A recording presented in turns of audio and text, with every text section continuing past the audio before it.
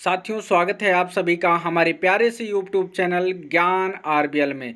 साथियों, मैं संदीप मौर्य आप सभी को साइंस पढ़ा रहा हूँ। साइंस के ऑलरेडी कई सारे लेक्चर बना दिए गए हैं। अगर अभी तक उन लेक्चरों को आपने नहीं देखा है तो जा कर के देख सकते हैं, उसका लिंक डिस्क्रिप्शन में दिया हुआ है। साथियों, अगर आप हमारे व्हाट्सएप ग्रुप से ज्वाइन होना चाहते हैं तो उसका लिंक भी डिस्क्रिप्शन में दिया हुआ है। वहाँ से जा कर के आप हमारे व्हाट्सएप ग्रुप को ज्वाइन कर सकते हैं और वहाँ पर आपको इस क्लास की पीडीएफ प्रोवाइड करवा दी जाएगी।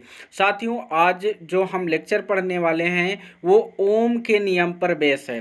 साथियों, ओम के नियम को आज हम लोग तो बढ़िया और आसान वे में समझने का प्रयास करते हैं। सबसे पहले ये सवाल जान लीजिए, ओम का नियम किसने दिया? तो साथियों, ये जो थे वैज्ञानिक जॉर्ज साइमन ओम ने दिया। कब दिया गया था ये नियम? कब दिया गया था? तो 1826 में दिया गया था। और ये कहाँ के वैज्ञानिक थे? तो ये जर्मन के वैज्ञानिक थे। ऐसा आप सभी को याद रखना है मेरे भाई। अब इस नियम के अकॉर्डिंग क्या होता है, यदि किसी चालक में भौतिक अवस्था क्या रहे, अपरिवर्तित रहे, तो उसमें जो बहने वाली धारा होती है ना, वो विभवांतर के क्या होती है? अनुक्रमानुपाती होती है। ध्यान दीजिएगा मेरे भाई, हम आपको अच्छे ढंग से इस चीज़ को समझाना चाह रहे हैं। जैसे भौतिक अवस्था में कोई चेंज ना किया जाए। भौतिक अवस्था का मतलब उसके ताप, दाब, क्षेत्रफल आदि में क्या है? चेंज ना किया जाए। अगर ये ना चेंज किया जाए तो किसी चालक में अगर हम लोग विद्युत धारा प्रवाहित करते हैं, क्या प्रवाहित करते हैं? विद्युत धारा प्रवाहित करते हैं, तो इसके बीच में जो विभवांतर होता है ना, वो हमेशा धारा के क्या होता है? अनुक्रमानुपाती होता है।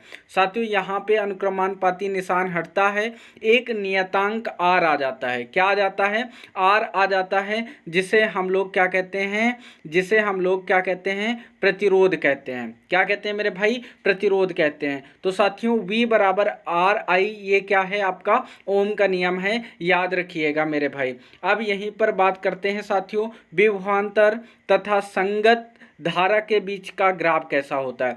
तो साथियों, अगर विभवांतर और धारा के बीच में ग्राफ की बात करें ना, तो ये हमेशा सरल रेखी होता है। कैसा होता है मेरे भाई? सरल रेखी होता है, याद रखिएगा। जैसे ये सवाल कभी कभी बन जाता है, विभवांतर को V कहते हैं और संगत धारा को I कहते हैं, तो इसे शॉर्टकट में कभी कभी VI ग्राफ पूछ लिया जाता है कि VI ग्राफ कैसा होता है। तो ये एक सरल रेखा होता है। क्या होता है? एक सरल रेखा होता है साथियों, याद रखिएगा। तो यहाँ पर आप देख सकते हैं, ओम के नियम के अनुसार किसी चालक के लिए विभव और धारा का ग्राफ सरल रेखा में होना चाहिए। ये किस में होना चाहिए? सरल रेखा में होना चाहिए। साथियों, इस चीज़ को हम लोग ढाल भी बोल देते हैं। क्या बोल देते हैं मेरे भाई? ढाल भी बोल देते हैं। आप सभी को याद रखना है, इस ढाल को tan थीटा से भी कभी कभी प्रदर्शित किया जाता है साथियों।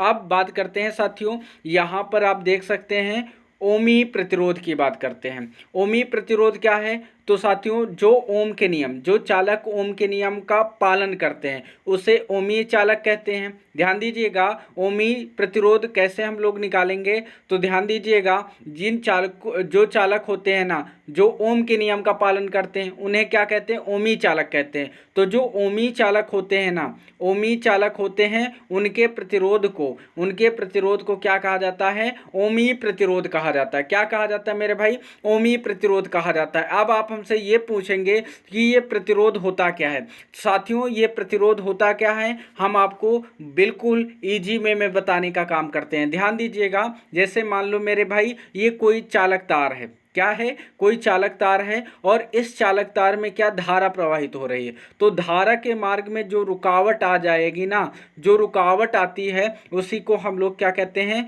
प्रतिरोध कहते हैं। क्या कहते हैं मेरे भाई? प्रतिरोध कहते हैं। और इसे कैपिटल आर से प्रदर्शित किया जाता है। किससे प्रदर्शित किया जाता है? कैपिटल आर से प्रदर्शित किया जाता है। और जो प्रतिरोध का साइन होता है, सिंबल होता है, प्रतीक चिन्ह होता है, कुछ इस तरीके से होता है साथियों।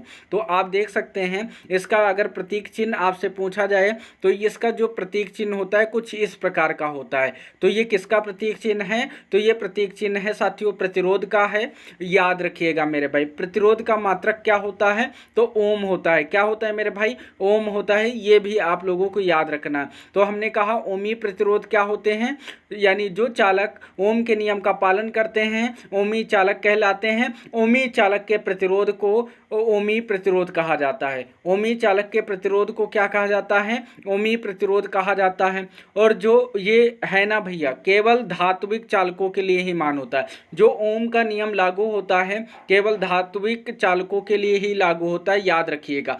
अब यहीं पर बात करते हैं अनओमी प्रतिरोध की। किसकी बात करते हैं मेरे भाई? अनओमी प्रतिरोध होता क्या है, ध्यान दीजिएगा मेरे भाई।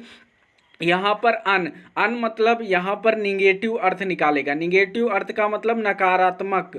नकारात्मक का मतलब यानी इसमें वे चालक आएंगे जो ओम के नियम का पालन नहीं करेंगे, उन्हें क्या कहेंगे? अनओमी चालक बोलेंगे। और जो अनओमी चालक का प्रतिरोध होगा वो क्या होगा? अनओमी प्रतिरोध होगा। आई होप कि आपको क्रिस्टल बिल्कुल क्लियर हो गया होगा। तो अनओमी प्रतिरोध क्या होता है मेरे भाई? तो ध्यान दीजिएगा, जो ओम के नियम का पालन करते हैं, जो चालक ओम के नियम का पालन करते हैं वो क्या कहलाते हैं? ओमी प्रतिरोध कहलाते हैं। अनओमी प्रतिरोध क्या हो जाएंगे? जो ओम के नियम का पालन नहीं करते हैं वो अनओमी प्रतिरोध हो जाएंगे। और अनओमी जो चालक होते हैं उनके प्रतिरोध को हम लोग अनओमी प्रतिरोध कहते हैं। और ये उदाहरण बहुत इंपॉर्टेंट है। जैसे अनओमी प्रतिरोध में या अनओमी चालक में क्या आ जाएगा? तो ट्रांजिस्टर, संधि डायोड, टार्च का बल्ब। आपने देखा होगा जो टार्च का बल्ब होता है वो कैसा चालक होता है? तो अनओमी चालक होता है, याद रखिएगा मेरे भाई। ये चीज़ कहीं ना कहीं आपके लिए इम्पोर्टेंट है।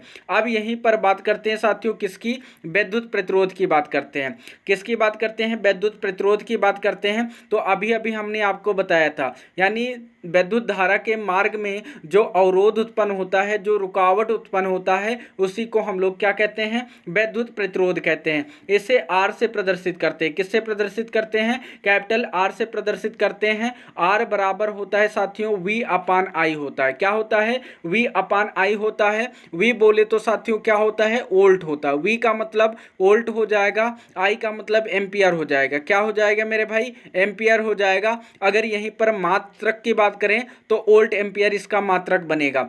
यानी विद्युत प्रतिरोध का जो मात्रक है वो क्या होता है? वोल्ट पर एम्पियर होता है। और वोल्ट पर एम्पियर को ही हम लोग साथियों ओम का नाम कहते हैं। यानी एक ओम किसके बराबर होता है? तो वोल्ट पर एम्पियर के बराबर होता है, याद रखिएगा। तो यहाँ पर आप देख सकते हैं इसका मात्रक क्या होगा? वोल्ट पर एम्पियर होगा। और इसे ग्रीक अक्षर ओम से प्रदर्शित किया जाता है, याद रखिएगा मेरे भाई।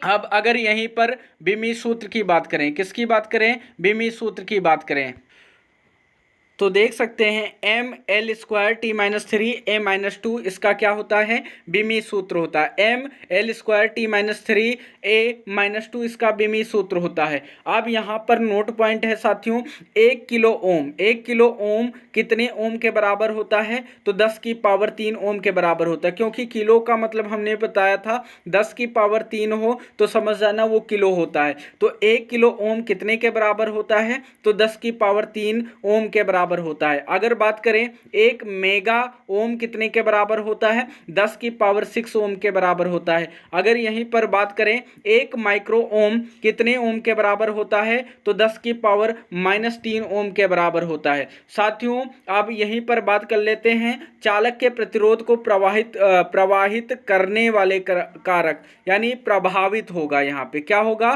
प्रभावित करने वाले कारक होगा, प्रवाहित नहीं होगा, प्रभावित करने वाले कारक होंगे, याद रखिएगा मेरे भाई। इस चीज को आप लोग थोड़ा सुधार लीजिएगा। चालक के प्रतिरोध को प्रभावित करने वाले कारक, ऐसा आप लोग याद रखेंगे मेरे भाई। अब यहीं पर बात करते हैं चालक की लंबाई एल के अनुक्रमानुपाती होता है। इसका मतलब जो आपका प्रतिरोध होता है चालक तार के लंबाई के अनुक्रमानुपाती होता है। यानी अगर हम कहेंगे अगर किसी चालक चालक तार की लंबाई ज़्यादा है तो उसमें प्रतिरोध भी क्या होगा? ज़्यादा होगा, याद रखना मेरे भाई। अब यहीं पर बात करते हैं अनुप्रस्थ परिच्छेद के क्षेत्रफल के व्युत्क्रमानुपाती होता है। यानी जो ये आपका क्या होता है मेरे भाई?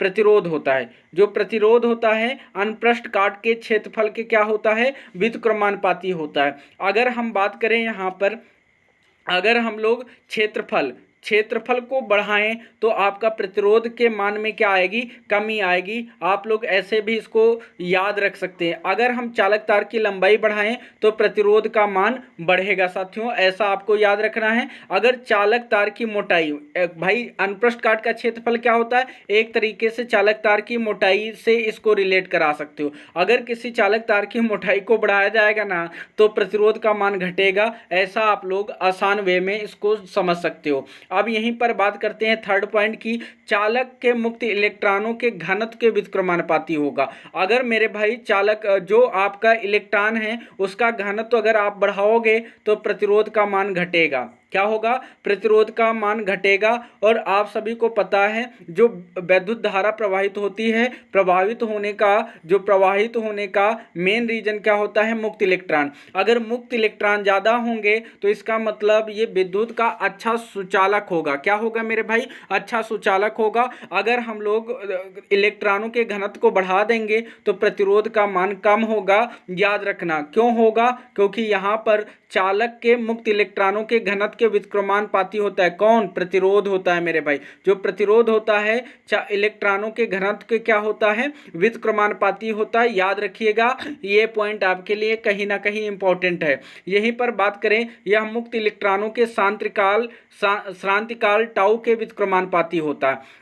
अब आप हमसे ये पूछेंगे कि श्रांतिकाल क्या होता है। तो साथियों, अगर हम किसी चालक तार में कोई बैटरी जोड़ दें, तो अगर बैटरी जोड़ दें तो आप सभी को पता है विद्युत धारा की दिशा क्या होती है, मुक्त इलेक्ट्रॉनों के विपरीत दिशा में होती है। जैसे मान लिया ये कोई आपका कंडक्टर है और इसमें हमने विद्युत धारा प्रवाहित की, तो विद्युत धारा प्रवाहित करने के बाद इलेक्ट्रॉन क्या होंगे, इसके विपरीत दिशा में, यानी धारा के विपरीत दिशा में क्या होंगे, एक निश्चित वेग से गतिमान होंगे। तो साथियों, जब ये निश्चित वेग से गतिमान होंगे तो एक इलेक्ट्रॉन कहीं ना कहीं दूसरे इलेक्ट्रॉन से टकराएगा। जब एक इलेक्ट्रॉन दूसरे इलेक्ट्रॉन से टकराएगा और फिर वही इलेक्ट्रॉन किसी अन्य दूसरे इलेक्ट्रॉन से टकराएगा, तो साथियों जो टकराव हो रहा है ना, इस टकराव में जो समय लगता है उसी को हम लोग श्रांतिकाल बोलते हैं। इसे टाउ से प्रदर्शित करते हैं। अगर आपसे कोई कह दे कि श्रांतिकाल क्या है, तो दो इलेक्ट्रॉनों के क्रमागत टक्करों के बीच में लगे समय को हम लोग क्या बोलते हैं, श्रांतिकाल बोलते हैं। तो इसका मतलब साथियों, जो ये श्रांतिकाल होता है ना, वो प्रतिरोध के व्युत्क्रमानुपाती होता है। क्या होता है, प्रतिरोध के व्युत्क्रमानुपाती होता है। अगर हम बात करें, ताप बढ़ाने पर चालक का श्रांतिकाल घट जाता है, यानी ताप बढ़ाने पर चालक का श्रांतिकाल घट जाता है, जिसके फलस्वरूप आर का मान बढ़ जाता है। तो कभी कभी ये आता है, किसी चालक तार का ताप बढ़ाने पर प्रतिरोध के मान में क्या फर्क आता है, बढ़ता है घटता है, वही रहता है। तो साथियों याद रखिएगा, अगर किसी चालक तार का ताप हम लोग बढ़ा रहे हैं, यानी टेम्परेचर बढ़ा रहे हैं, तो आपका श्रांतिकाल घट जाता है, जिसकी वजह से आर का मान बढ़ जाता है। याद रखिएगा, ये फैक्ट कहीं ना कहीं आपके परीक्षा के पॉइंट ऑफ व्यू से बहुत इंपॉर्टेंट है, इतना याद रखिएगा मेरे भाई। अब यहीं पर बात कर लेते हैं साथियों आगे, और आप लोगों के लिए एक बहुत बढ़िया ऑफर लॉन्च किया गया है, कॉम्बो ऑफर। ये आपको टेस्ट सीरीज का कॉम्बो ऑफर मिल जाता है मात्र 399 रुपये में। कितने रुपए में मेरे भाई, 399 रुपये में मिल जाता है। अगर अभी तक आप लोगों ने ये कॉम्बो ऑफर का लाभ नहीं लिया है तो तुरंत जाकर के आप इस कॉम्बो ऑफर का लाभ उठा सकते हैं। अगर अभी तक आप लोगों ने ज्ञान आरबीएल ऐप को डाउनलोड नहीं किया है तो जाकर के डाउनलोड कर सकते हैं मेरे भाई। और यहीं पर साथियों एक चीज़ और हम आपको बताना चाहते हैं, यूपी पुलिस को देखते हुए ज्ञान आरबीएल ऐप पर ड्रीम बैच को लॉन्च कर दिया गया है, जिसकी फीस मात्र 399 रुपये रखी गई है। तो साथियों आपको बहुत अच्छे तरीके से आपका कोर्स कराया जाएगा और इसमें मैथ, रीजनिंग, जीएस सब कुछ पढ़ने को आपको मिलेगा साथियों। तो आप लोग ज़रूर कमेंट बॉक्स में बताइएगा कि आपको ये क्लास कैसी लग रही हैं और अगले क्लास का कौन सा टॉपिक होगा साथियों, कमेंट बॉक्स में आप सभी को बताना है। अगर आप लोग कमेंट बॉक्स में अपना टॉपिक बताते हैं तो निश्चित ही वो टॉपिक हम बहुत जल्द आपके सामने डिस्कस कर रहे होंगे। तो मिलते हैं फिर किसी नेक्स्ट वीडियो में आपके बताए गए टॉपिक के अनुसार। तब तक के लिए जय हिंद, जय भारत।